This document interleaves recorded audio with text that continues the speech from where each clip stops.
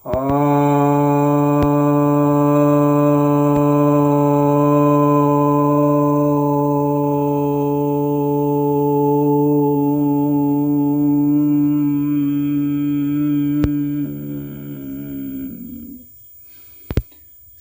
भक्तजनों को सप्रेम नमन। तो आज आपके समक्ष आपकी कुछ जिज्ञासाओं का समाधान लेकर आया हूँ। एक जिज्ञासा है कि नाद और अनहद नाद में क्या अंतर है। श्री विनोद यादव जी द्वारा यह जिज्ञासा आई है कि नाद का अर्थ होता है ध्वनि, शब्द जो कि उत्पन्न होता है, और कोई भी जो ध्वनि उत्पन्न होती है आप जानते हैं कि टक्कर से उत्पन्न होती है। किसी न किसी का संघर्ष होता है, उससे ही ध्वनि उत्पन्न होती है। तो यह शास्त्र में अग्नि और वायु के संयोग से इस ध्वनि को उत्पन्न माना गया है। यानी हीट एनर्जी का जब संपर्क होता है वायु से, तो ही यह माना गया है कि ध्वनि उत्पन्न होती है। आप जानते हैं कि ध्वनि जो है वो ट्रेवल करती है वायु में। इसको मीडियम चाहिए वायु का, उसमें ही ध्वनि ट्रेवल करती है। तो अग्नि और वायु के संयोग से उत्पन्न माना गया है। अब इसकी जो प्रेरणा है, नाद की प्रेरणा अनहद नाद से होती है। अनहद जो है उसका अर्थ हो गया, मतलब नाद दो प्रकार के हो गए, एक तो आहत और एक अनाहत। तो ये आहत और अनाहत, ये दोनों प्रकार की जो ध्वनियाँ हैं, ये इनकी मूल प्रेरणा जो है, नाद की मूल प्रेरणा अनहत से, अनहत की मूल प्रेरणा जो है आत्म तत्व से है। आत्मा से प्रेरित होकर के ही चित्त में उसका विक्षोभ होता है, या उसमें जो है प्रभाव आता है, और फिर उसके प्रभाव से फिर जो है प्राणों पर जो है प्रभाव पड़ता है। फिर प्राण जो है वह पदार्थ के साथ संबंध बना करके और ध्वनि उत्पन्न करती है, नाद उत्पन्न करता है। तो यह जो है उसका जो स्थान है, अलग अलग स्थान चक्र बताए गए हैं। तो नाभि चक्र जो है वहाँ पर वो काफ़ी अति सूक्ष्म स्थिति में होती है। फिर जो है हृदय में, अर्थात हृदय चक्र जो कहा जाता है, उस चक्र में आकर के वो सूक्ष्म हो जाता है। उसको अनाहत चक्र भी कहते हैं। और वहाँ से फिर जो है गला जो है, जो हम लोग का वोकल कॉर्ड है, वहाँ पर गल प्रदेश में आ जाता है, जहाँ पर कि वो थोड़ा सा पुष्ट हो जाता है। और उसके बाद जब बाहर निकल जाता है यानी मुख के माध्यम से, तो वह और भी स्पष्ट हो जाता है। ध्वनि की मुख्यतः जो है 4 स्थितियां मानी गई हैं। तो वैखरी है, मध्यमा है, पश्चंती है और परा है। तो जो परा की स्थिति है वह शब्द ब्रह्म कहलाता है, और वहाँ से ही यह माना गया है कि ये सब जो उत्पन्न होते हैं। मध्यमा में काफ़ी सूक्ष्म स्थिति आ जाती है, वैखरी में तो वो उत्पन्न ही हो जाता है, पश्चंती में उसको हम देखते हैं देखते हैं का मतलब आँख से नहीं बल्कि अनुभूत करना, इस अर्थ में उसको समझना चाहिए, ध्वनि को फील करना। तो ऐसी स्थिति में वो कहते हैं कि हम पश्यंती की स्थिति है। तो ये जो ध्वनियाँ हैं, ये नाद है, तो अब ये जो सामान्य हम लोग भाषा बोलते हैं तो यह भी एक नाद है, और संगीत में भी नाद होता है। तो जब कोई ध्वनि लयबद्ध तरीके से नियमित अंतराल से आए, माने उसमें टाइम का अंतराल हो, एक व्यवस्था हो, नियमितता हो, उसका एक व्याकरण हो, लयबद्धता हो, और जब उसमें भाव भी विस्तृत हो, तब वह संगीत का नाद बनता है, तो वह कर्णप्रिय होता है। हालांकि कर्णप्रिय होने के लिए तो जरूरी है कि भाव होना चाहिए। जैसे एक माता है तो उसको अपने बच्चे की ध्वनि प्रिय लगती है भाव के कारण, हो सकता है अन्य के लिए वह कटु लगे। शेरनी है तो उसको अपने बच्चे का जो गुरगुरा रहा है वो अभी उसके लिए प्रिय है, क्योंकि उसका बच्चा है, भाव है, लेकिन अन्य के लिए तो वह भयंकर है। तो कर्णप्रियता भी एक चीज़ है, लेकिन कर्णप्रियता भाव पर आधारित होती है, इसलिए संगीत में भाव का भी महत्व है, और तो उसकी जो फ्रिक्वेंसी है उसका भी महत्व है। तो ये तो ऑडिबल रेंज, ध्वनि के तो कुछ ऑडिबल रेंज हैं और कुछ इनऑडिबल रेंज है, यानी किसी को हम लोग सुन सकते हैं, ऑडिबल रेंज है जो सुने जा सकते हैं। तो 20 हर्ट्ज से लेकर के 20,000 हर्ट्ज तक, इतनी फ्रिक्वेंसी तक जो है वो सुना जाता है, और इसी के मध्य ही जो है ये संगीत का सब चलेगा नाद। अब इसमें जो है प्राणी से भी उत्पन्न हो सकता है, अप्राणिक और उभय, ये दोनों। तो प्राणी भाव जो है प्राणी से जो उत्पन्न है, जैसे मनुष्य गा रहा है प्राणी से उत्पन्न है, और अप्राणी भाव यानी जो प्राणी नहीं है, जैसे मान लीजिए कि वीणा है वो बज रहा है, तो वह अप्राणी भाव है, यानी तार से उसको छेड़ा जा रहा है, तो एक निश्चित लय से छेड़ा जा रहा है तो ध्वनि आ रही है। और उभय हो गया अर्थात कि दोनों का उसमें संयोग हो गया, जैसे कि बांसुरी है, तो उसमें मनुष्य का भी अपना रोल है फूकने का, और बांसुरी जो है अपना एक उपकरण भी है, तो उसके माध्यम से वह आ रहा है। तो उस तरह का जो नाद है वो उभय नाद कहलाता है। अब ये जितने भी ये नाद हैं, इनको दो रूप में, जैसे मैंने बताया कि नाद का से शाब्दिक अर्थ अगर देखा जाए तो न जो है वह प्राणवाचक है, और द जो है वो अग्निवाचक है। तो प्राण जो है वह अग्नि के साथ मिल करके, यानी ऊर्जा के साथ मिल करके, वो प्राण काफ़ी सूक्ष्म ऊर्जा है, तो उसके साथ मिल करके वह ध्वनि उत्पन्न करती है। उनके टक्कर से, उनके संघर्ष से, उनके रिएक्शन से ध्वनि उत्पन्न होती है, तो वह नाद है शाब्दिक अर्थ में अगर देखें तो। और आहत नाद का मतलब कि चोट करने से जो है, और अनहत नाद का मतलब हो गया कि जहाँ चोट नहीं की जा रही है, उस तरह से। तो अनहत नाद मुक्तिदाता है, क्योंकि वह बहुत ही सूक्ष्म ध्वनि है, पराध्वनि है। अगर आप अपने सब कान वगैरह वो सबको बंद कर लें तो भी भीतर आपको ध्वनि कुछ महसूस होगी सनसनाहट से, और जितना आप गौर करेंगे, जितना फोकस्ड हो जाएंगे, जितना शांत होते जाएंगे, उतना ही आपको भीतर की ध्वनि महसूस होती है।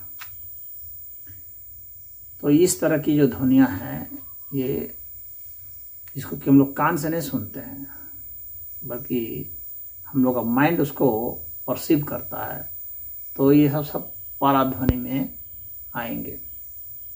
जो ध्वनि जो अपने आप में जो ध्वनि नहीं है, बल्कि ध्वनि का जो पहला स्वरूप है वही पराध्वनि होगा, ये पश्चंती में आ जाएगा मान लीजिए। तो जो उसका कारण है सभी ध्वनियों का, वह परा में आ जाएगा। तो हम लोग जब भी कोई ध्वनि निकालते हैं तो वो आहत में है, और जो ध्वनि अपने आप ही स्वतः आ रही है तो उसको अनहत में कहते हैं, जो कि बिना संघर्ष के उत्पन्न हो रही, बिना टक्कर के जो ध्वनि उत्पन्न हो रही है। हालांकि टक्कर तो हो ही रही होगी कहीं, लेकिन बहुत इतनी सूक्ष्म उसकी टक्कर है, या समझ सकते हैं आप अणु परमाणु के टक्कर हैं, जिसको जो कि हम लोग दृष्टिगोचर नहीं हो रहा है, जो हम लोग वस्तुओं को नहीं देख रहे हैं, वो इतनी सूक्ष्म पदार्थ या उतने सूक्ष्म ऊर्जा के स्तर पर वो हो रहा है कि वह एक तरह से हम लोग को नहीं महसूस होता है। परंतु वह जो ध्वनि, उसको जब हम समाधि अवस्था में, ध्यान अवस्था में सुनते हैं तो वह अनहद नाद ध्वनि कहलाती है। और बाकी जो नाद ध्वनियाँ हैं तो उसमें जो है, उसमें स्वर देखा जाता है, उसमें आपको उसकी तीव्रता भी देखी जाती है, तारता देखी जाती है, गुण देखे जाते हैं, बहुत तरह की चीज़ें उसमें देखी जाती हैं। जैसे कि मान लीजिए कितनी फ्रिक्वेंसी पर वह बोल रहा है, उसकी बारंबारता क्या है उसको देखना, कितनी ऊंची आवाज़ में, कितनी नीची आवाज़ में, कितनी गंभीर आवाज़ में बोल रहे हैं, उसके आधार पर होता है। तो लाउडनेस के आधार पर भी होता है। और गुण का मतलब हो गया, जैसे टिम्बर इसको कहा जाता है, कि जैसे तबले की आवाज़ अलग आएगी, वीणा की अलग आएगी, सितार की अलग आएगी, हारमोनियम की अलग आएगी। तो ये अलग अलग गुण हैं जिसके कारण जो है हम लोग को पहचानते हैं कि कहाँ से आवाज़ ध्वनि आ रही है, स्रोत इसका किस तरह से है, उसके आधार पर भी पहचान होती है। और उसके आधार पर भी उसमें रंजकता आती है।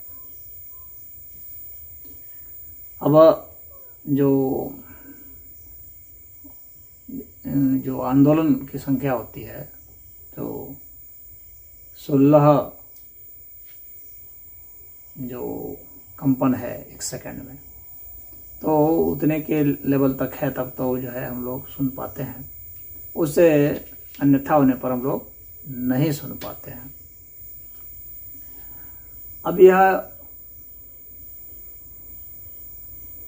जो हम लोग ध्वनि वो सुनते हैं, उसको हम लोग किस पिच पर ले जा करके और कैसे उसको दोहराते हैं, उसके आधार पर भी संगीत में वो नाद की उत्पत्ति होती है। अब मान लीजिए कि उस संगीत में स्वर, जैसे 7 स्वर हैं, तो जो संगीत का जानकार नहीं होता है तो वो इनको एक ही फ्रिक्वेंसी में बोल देता है, सा रे गा मा पा धा नी, ऐसे बोल देगा। तो यहाँ पर क्या है, जब एक ही फ्रिक्वेंसी से बोलते हैं तो हम लोग का जो गले का जो प्रयोग है वो एक ही जगह से हो रहा है, जबकि संगीत में जो 7 जो स्वर हैं ये अलग अलग क्षेत्र से निकलने चाहिए, और इसमें गंभीरता अलग अलग होनी चाहिए। से जो सा है वो काफ़ी नीचे से, गले की काफ़ी नीचे से आएगा, तो उसमें आवाज़ में भारीपन और गंभीरता होगी। सा,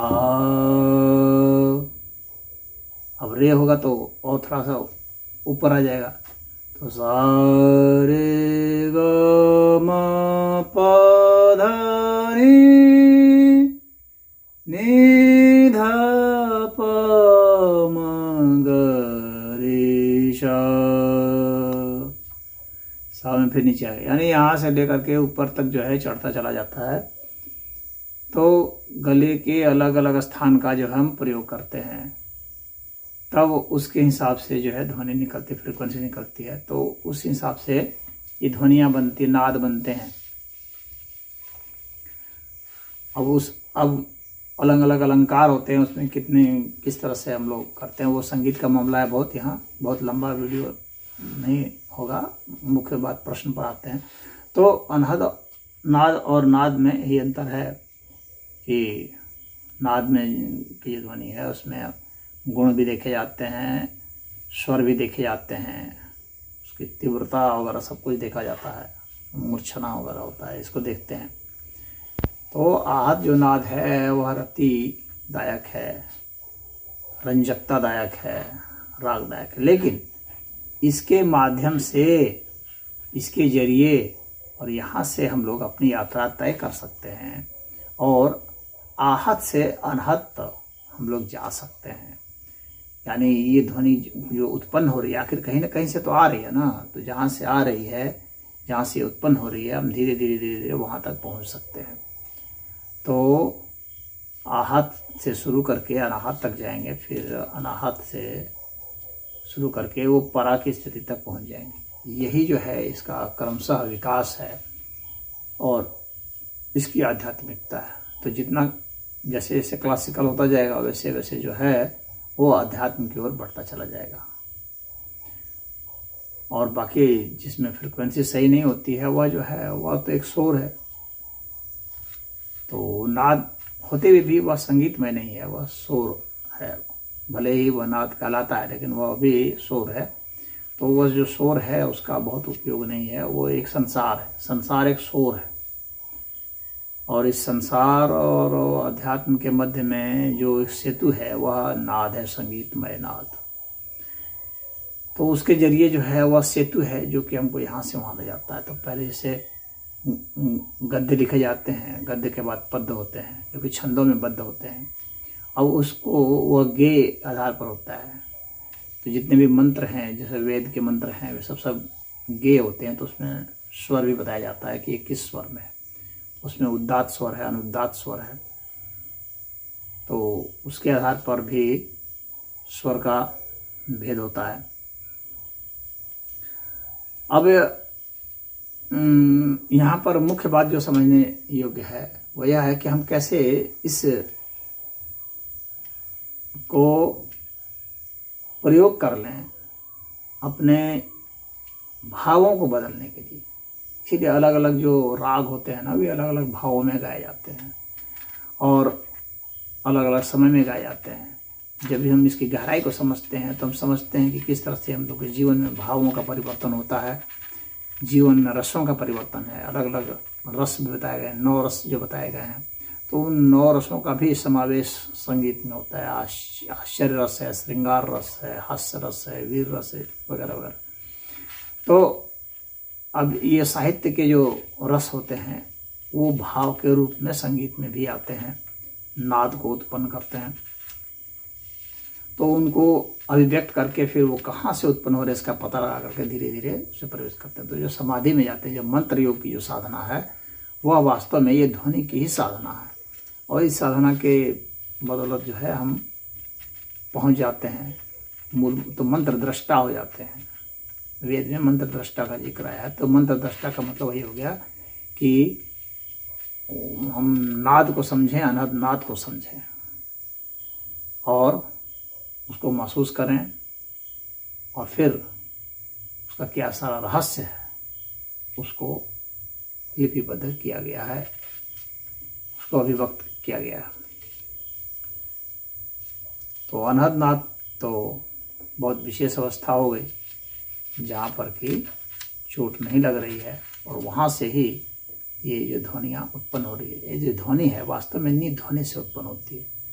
तो ध्वनि जो निध ध्वनि से उत्पन्न होती है वह निध ध्वनि ही पराध्वनि कहलाती है, जो समाधि अवस्था में महसूस होती है व्यक्ति को। तो पराध्वनि की स्थिति में पहुंचना ही हम लोग का लक्ष्य है, शब्द ब्रह्म में पहुंचना ही लक्ष्य है। यही यहाँ पर अंतर है। तो नाद जो है वह एक तरह से आप समझ सकते हैं कि संसार है और अनहद नाद जो है वह अध्यात्म है। और अनहद नाद से भी और विशेष आगे चले जाते हैं, उसी की विशेष स्थिति में परास्थिति आती है जो कि उसकी परम ऊंचाई है, जहाँ पर कि हम ब्रह्म के उस चेतन स्वरूप तक पहुँच जाते हैं जो ऊर्जा से भी और सूक्ष्म है, उसका भी कारण है। तो नादों का जो कारण है वहाँ तक पहुँच जाना जो है वह अपना लक्ष्य होता है। तो इनके माध्यम से ही हम लोग पहुँचते हैं। इसीलिए इसका बहुत ज़्यादा महत्व बताया गया है। तो इसमें इतना ही।